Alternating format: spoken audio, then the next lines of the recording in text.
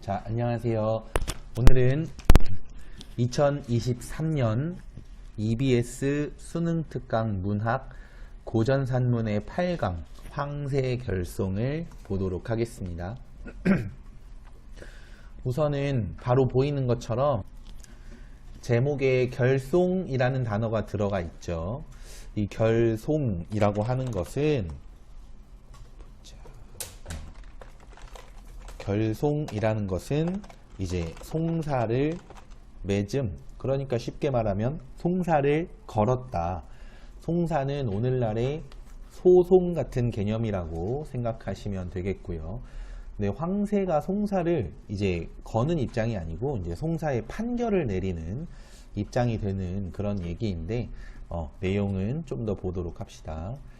그 다음에 작품의 그 갈래는 고전 소설이에요. 고전 소설이고 이런 송사 소설이 이제 황새결송이 가장 대표적이지만 이 외에도 몇 편이 있어서 이런 송사 소설이라는 개념 자체를 좀 생각을 하면서 작품을 보시면 좋을 것 같아요. 자, 이제 작품 볼게요. 앞부분 줄거리에서 우선 옛날 경상도라고 하는 막연한 배경이 나와요. 물론 경상도는 뭐 보기에 따라서는 좀 구체적이라고 볼 수도 있지만 그래도 경상도도 사실은 굉장히 넓은 땅이기 때문에 배경이 그렇게 구체적이지는 않다라는 거 알아두시고요. 그 다음에 어떤 부자가 이제 중심 인물이에요. 그의 골칫거리는 이제 그 재산을 자꾸만 달라고 하는 일가친척 한 사람이 골칫거리야. 근데 이게 뭐 예를 들면 당신이 일군 재산은 우리 집안의 내 아버지격인 아버지인 분이 물려받았어야 되는 거를 당신네 아버지가 다 받아가서 이렇게 불린 재산 아니냐. 그러니까 좀 달라. 이러면 줄 수도 있지. 마음이 넓은 사람이라면 줄 수 있는 부분이에요. 근데 그게 아니라 내가 열심히 일해서 내가 열심히 벌어놓은 재산을 그냥 친척이니까 달래. 말이 안 되죠? 그러니까 이제 여기 나오듯이 예의와 법도를 무시한 채라는 말이 붙는 거예요. 자, 그 다음에 아래로 내려가서 여러 날이 서울로 이제 송사를 이렇게 진행하러 간 상태입니다. 그 상태에서 여러 날이 되도록 좌기 되기만 기다림에 그 사이 설이나 찾아보고 낌새나 얻을 일이로되 제 이왕 그르지 아니하게 한 일을 전혀 믿고 아무 사람도 찾아보지 아니하고. 자, 여기서 시간이 좀 있을 때 설이나 찾아보면서 낌새를 좀 알았어야 되는데, 그러니까 이 재판을 하는 사람이 아니라 그 사람 주변에 있는 사람들, 하급 공무원이라고 생각하면 돼요. 그런 사람들을 찾아보고 어떻게 되어가는지를 좀 봤어야 되는데, 자신이 그르지 아니하게 한 일, 그러니까 내가 틀리지 않아, 내가 맞아, 무조건 이길 거야, 이렇게 생각해. 그래서 전혀 믿고라는 게 약간 오늘날 식으로 생각하면 좀 어색하죠. 전혀라는 말은 보통 부정문에서 쓰이니까. 근데 옛날 말에서는 구분 없이 썼다, 이렇게 생각합시다.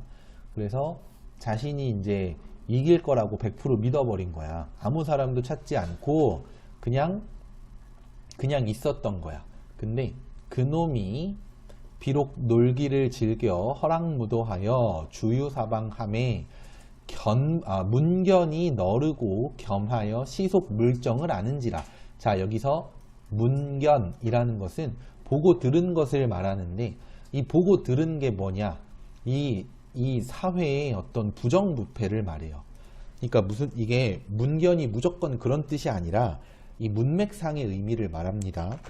오늘날에는 문견이 뭐가 있을까? 뭐 예를 들면 어떤 사람이 나 순천만에 가서 뭐 이렇게 억새밭 봤는데 너무 예쁘더라. 이것도 문견이에요. 근데 여기서 이 그놈이 가지고 있는 문견은 어떤 거냐면은 당시 사회의 부정부패함을 여기저기 돌아다니면서 많이 본 거야. 그러니까 어떤 소송이 진행될 때 당연히 이 사람이 질 줄 알았는데 뇌물을 먹이니까 이 사람이 이기더라라는 걸 알게 된 거야.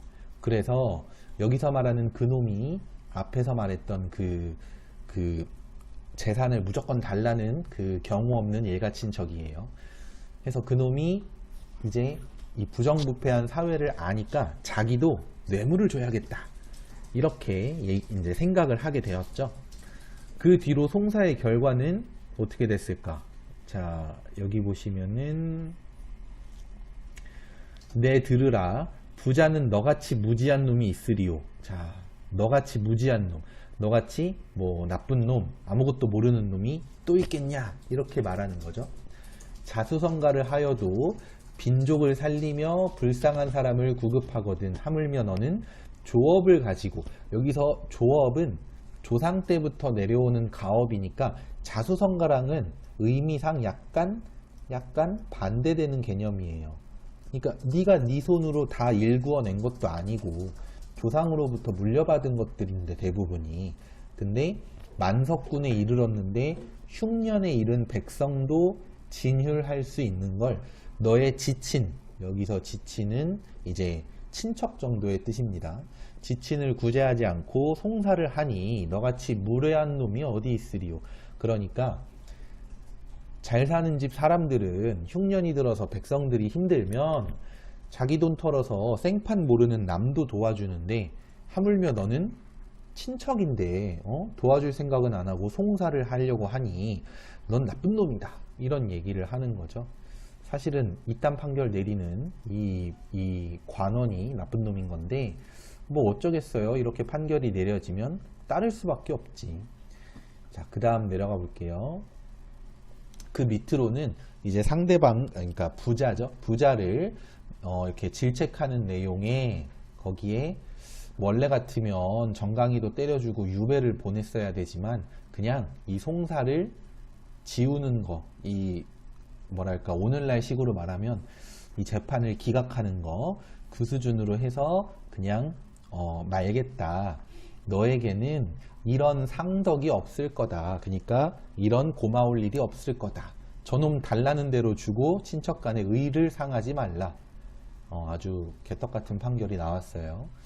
자, 그 다음 내려가서 부자가 생각하기에는 송사의 진이 절통하고 분함을 이기지 못하여 그놈의 청으로 정작 무도한 놈은 착한 곳으로 돌아가고, 자, 여기서 무도한 놈이라는 것은 나쁜 놈, 바로 그놈. 그리고 나같이 어진 사람은 부자는 부도로 보내니. 그러니까 여기 파란 글씨 보면 그릇된 판결로 선악에 대한 사회적 기준이 어지러워지는 상황에 대한 비판이라고 했는데, 조금 더 덧붙이자면은 이제 판결 전에 당연히 일반적으로 생각을 해보면은 부자가 선한 인물이고 그놈이 악한 인물이죠. 근데 판결 후에는 이제 부자가 여기 나와 있는 표현대로면 부도한 사람, 도덕이 없는 사람, 그리고 그놈이 어떤 사람이냐면 착한 곳에 있는 사람, 그러니까 착한 사람이란 뜻이야. 그래서 이 둘을 종합해 봤을 때 여기 나와 있는 대로 선악에 대한 사회적 기준이 혼란스럽게 되었다라는 거. 그냥 돈 있어서 뇌물 찌를 수 있는 사람이, 그런 사람이 이제 판결의 결과로는 착한 놈이 되는 거야.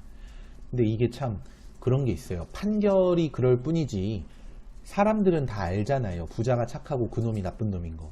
그치만 그렇다고 해서 판결을 따르지 않고 다들 알잖아요 라고 하면서 재산을 안 준다든지 그놈을 때려준다든지 뭐 경우에 따라서는 그놈을 죽인다든지 이러면 부자가 이제 판결을 불복한 것 자체가 죄가 되고 막 이렇게 그 곤란한 입장에 처할 수 있어요.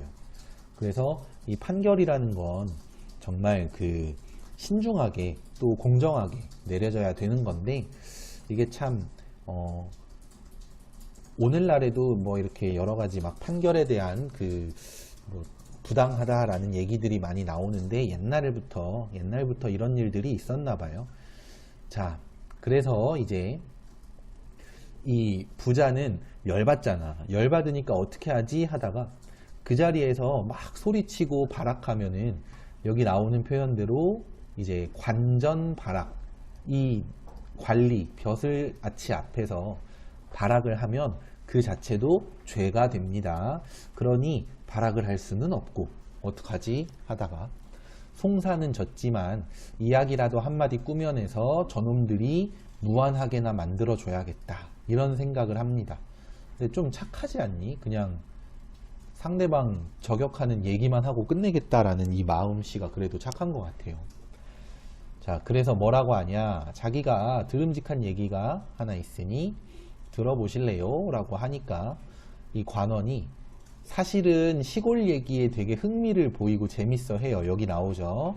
시골 이야기는 재미있는가 하여 그 말을 들어보고자 해. 근데 그냥 괜히 체면 차리려고 이제 보면은 네 원이나 풀어줄 것이니 무슨 말인지 아뢰어라 라고 해서 얘기가 시작해요. 자, 이제 얘기가 시작하는데 여기 되게 중요합니다. 옛적에 꾀꼬리와 뻐꾹새와 따오기, 새짐승이 이렇게 시작하잖아. 지금 보니까 배경이 일단 다르게 제시가 되었죠. 그러니까 물론 옛날의 경상도의 이거랑 옛적의 이거랑 뭐 단어 뜻이 다르다는 게 아니라 이 옛날이라는 그 배경 안에서 다시 더 옛날로 간 거예요. 배경이 달라지죠. 또 인물이 부자, 그놈, 이렇게 사람에서 꾀꼬리, 뻐꾹새, 따오기, 새 짐승이 소리의 좋음을 다투는 상황으로 바뀌어요. 여기서 이제 아주 중요한 개념 써줄게요. 액자식 구성이 드러납니다. 액자식 구성이 드러나는데 이 액자식 구성이라고 하면 우선 조금 전에 선생님이 강조해서 말했듯이 이게 대부분 그 뭐 학교에서나 여러분들 혹시 학원 다닌다면 학원에서는 요거 많이 얘기해요. 외화랑 내화로 이루어져 있다. 그죠? 근데 틀린 말은 아니고 맞는 말이야. 좋은 말인데 근데 학생들이 그냥 외화랑 내화를 딱 보면 구분을 하나 잘 못하죠. 그래서 뚜렷하게 외화, 내화를 구분하는 그런 몇 가지 방법이 있는데 그 중에 하나는 인물이나 배경이 변화가 드러나면 이게 이야기가 바뀐 거, 그러니까 외화에서 내화로 들어온 거예요. 아시겠나요? 물론 뭐 반드시 인물 배경이 다 바뀌어야 된다, 꼭 그런 건 아니고 대부분은 그렇지만 안 그럴 수도 있고, 근데 이걸 고려를 해보시면 좋다는 얘기예요. 그 다음에 또 하나 정말 중요한 거, 여러분들 그 소설의 3요소 대부분 아마 인물 사건 배경으로 알고 있죠? 소설의 3요소는 주제, 구성, 문체예요. 근데 그 중에 구성의 3요소가 인물 사건 배경이야. 그럼 지금 여기서 인물도 얘기했고 배경도 얘기했어. 남은 건 바로 사건이죠. 그리고 이 사건은 소설에서는 갈등이라는 말로도 많이 얘기를 합니다. 그래서 사건이 또는 갈등이 이렇게 해야 되겠다.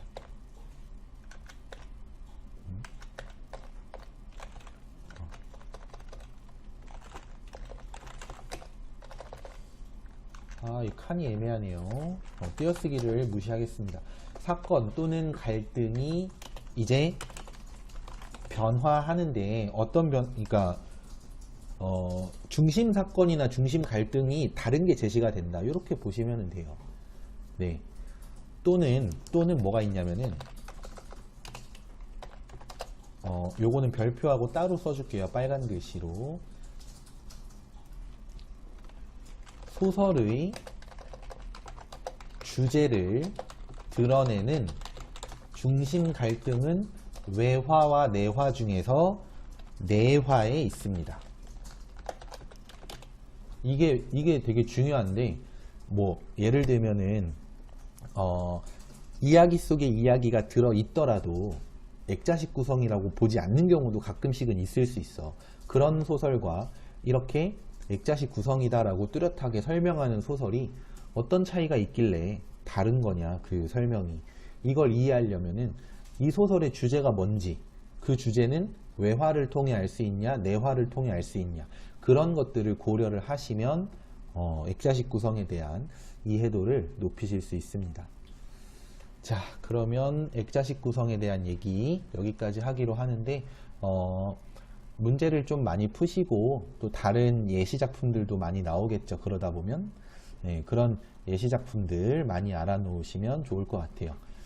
그리고 이제 뭐 스토리도 스토리지만 또 인물이 보니까 사람이 아니죠. 사람이 아니라 꾀꼬리, 뻐꾸기, 뻐꾹새, 그 다음에 따오기, 이렇게 새들을 가지고 얘기를 해. 왜 사람이 아니라 새로 얘기했을까? 왜 그러냐면 이렇게 새를, 그러니까 사람이 아닌 걸 사람처럼 이렇게 표현하는 거를 우화적이라고도 하고 설명에 따라서는 우의적이라는 표현도 쓰이는데, 중요한 건 이 방식은 간접적인 비판을 가능하게 해요. 그러니까 간접적인 표현을 뒤엔 내용을 간단히 말하면 목소리 대결을 하는데 꾀꼬리 뻐꾹새는 원래 소리가 좀 예쁜 걸로 유명하고 따오기는 좀 말하자면 꿀려요. 그래서 황새한테 가서, 여기 나오죠? 황새가 이제 황장군이라고 막 하니까 황장군을 찾아가서 소리를 결단, 그러니까 판단을 받아보자 하는데 따오기가 몰래 황새한테 따로 막 그 뇌물 주고 막 이런단 말이야. 근데 그런 내용이 사실 외화의 내용, 그러니까 부자와 그놈의 송사랑 거의 똑같죠. 거의 똑같은데 이걸 사람을 가지고 얘기를 하면 좀 너무 직접적이잖아. 그러니까 새 울음소리를 가지고 새들이 싸웠다라는 동물들의 이야기로 바꿔서 말하면 좀 간접적이죠. 간접적이니까 이야기를 듣던 사람이 막 이제 그 대놓고 너 지금 나 까는 거지 이렇게 말하기에는 상대방이 그냥 이거 그냥 동물 얘긴데요, 이렇게 말하면 좀 핑계거리가 있다는 거지. 그래서 우리 선조들은 좀 이런 간접적인 표현을 많이 쓰기도 했고, 그 방법 중에 하나로 이런 우화적 또는 우의적인 이야기를 많이 얘기를 했었어요. 자, 그러면 뭐 내화의 중심 내용은 간단하게 다 얘기를 했기 때문에 아래로 좀 내려가 봅시다. 황새가 말하는 이 부분 있죠. 이 부분이 문제 낼 거리가 상당히 많기 때문에 여기만 묶어서 이렇게 A로 표시해서 뭐 A에 대한 설명 문제 있잖아요. 그런 문제도 나오고 했어요. 표현을 좀 많이 이해를 합시다. 우선 도시상놈이라는 것은 미련이 약차하여, 말이 어려운데 간단하게 말하면 아이고 너 같은 것들은 하여튼 욕심을 많이 부리는구나 이러면서 우선은 체면을 좀 세워요. 자기 체면을. 그러다가 그러나 송사는 곡직을 불개하고 꾸며대기에 있나니, 꾸며대기에 있나니가 뭐냐면은 말하기 나름이다. 그리고 나서 이혈령 비혈령이라 라는 말이 나오는데, 귀 이자랑 코 비자 정도는 아셔야 돼요. 귀에 걸면 귀걸이, 코에 걸면 코걸이다. 이게 뭐냐면 똑같이 생긴 이 장신구를 귀에다 걸면 귀걸이가 되지만 코에다 걸면 코걸이가 되듯이, 똑같은 사건도 이렇게 보면 이렇게 볼 수도 있지만 저렇게 보면 또 저렇게 볼 수도 있다. 그래서 따오기는 뭐라고, 아니죠, 황새는 뭐라고 하냐, 네 목소리가 남들 듣기에 뭐 셋 중에 제일 부족해 보여도 내가 듣기엔 네 목소리가 제일 좋다고 말하면 그만이다. 이런 의미를, 그런 의미를 암시적으로 표현한 말이에요. 자, 그래서 이혈령 비혈령 이걸 많이 물어보니까 반드시 그 뜻을 알아 놓으시고, 그리고 나서는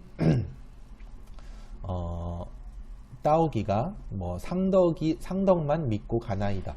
그러니까 당신이 주실 은덕만 믿고 갑니다 라고 해서 황새가 세상사 뭐 어찌 알리오 어디 보자 라고 하는데, 그러니까 봐야 알 수 있는 게 아니라 그냥 말만 이렇게 하는 거야. 아유 야 나만 믿어 라고 그냥 대놓고 말하긴 좀 그러니까 그냥 아유 그래도 일단은 봐야지 라고 해놓고 따오기한테 아주 유리한 방향으로 판결을 내립니다. 이 뒤에서.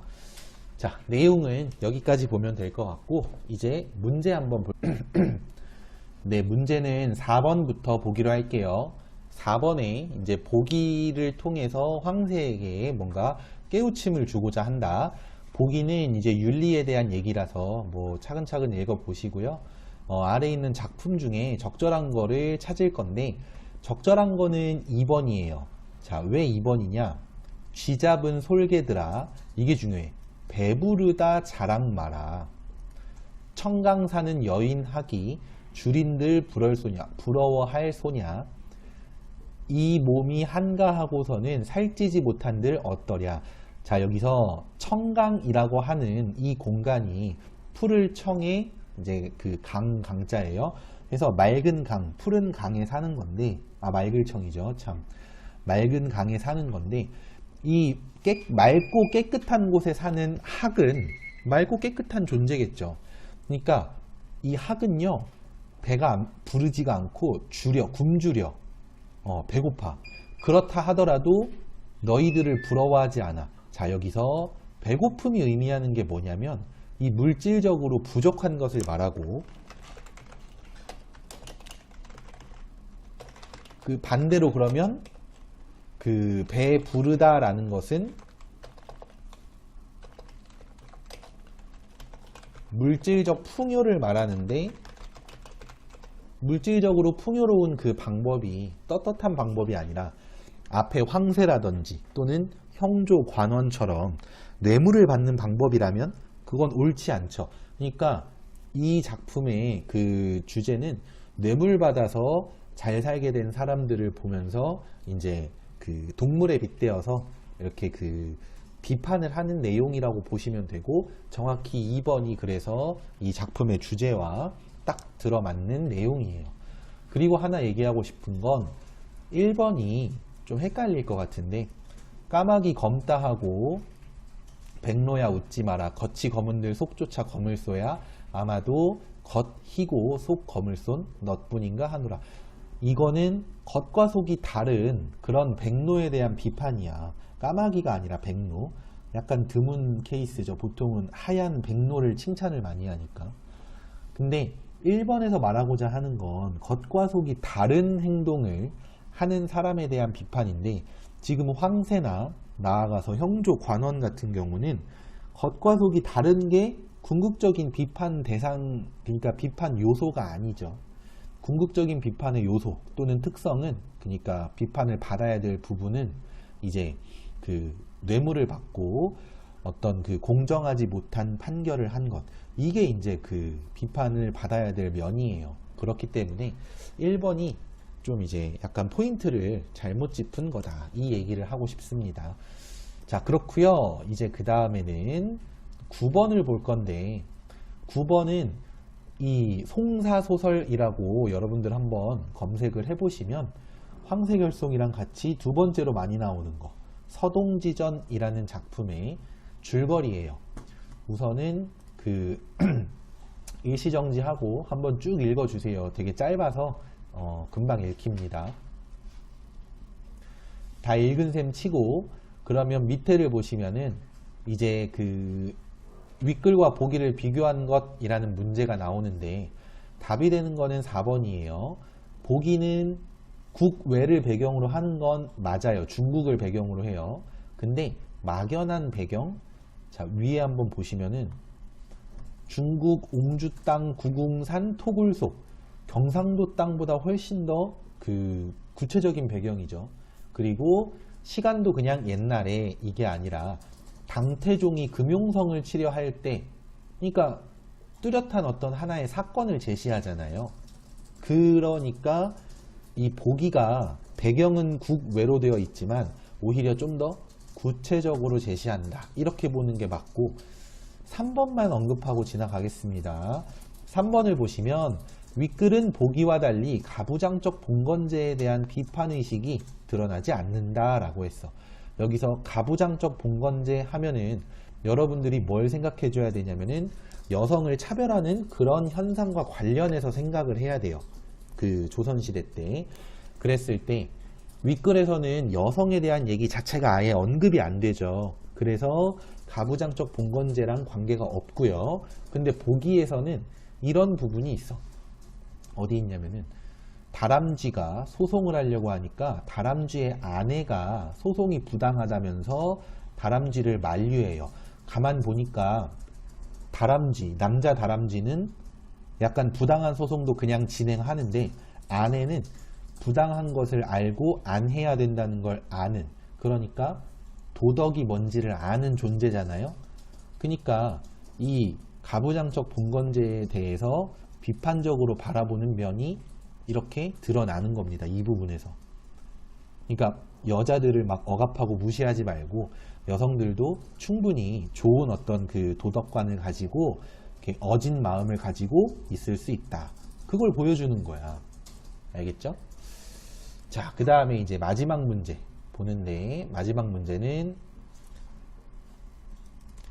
12번 서술상의 특징에 대한 문제를 보도록 합시다.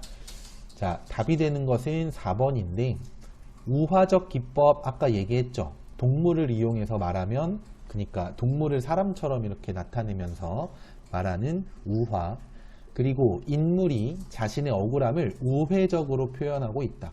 여기서 우회적이라는 말은 지금 이 선지에서는 간접적이라는 말과 같은 의미로 보시면 돼요. 우회라는 게 이제 돌려서 말하다. 그러니까 대놓고 직접 말 안 하고 나 억울해, 너 뇌물 먹었지, 이렇게 말 안 하고 간접적으로 뇌물 먹은 황새 이야기를 해주면서 상대방이 뇌물 먹은 걸로 느껴진다, 보인다라는 거를 간접적으로 표현을 한 거지. 이해되시죠? 네, 그래서 답은 4번이었고요. 나머지 것들은 여러분들이 한번 차근차근 읽어보시면 될 것 같아요. 자, 그러면 오늘 수업은 여기까지 하면 될 것 같습니다. 다들 고생하셨고요. 지금까지 수업에 활용된 모든 자료는 나무아카데미 홈페이지에서 이용하실 수 있습니다. 감사합니다.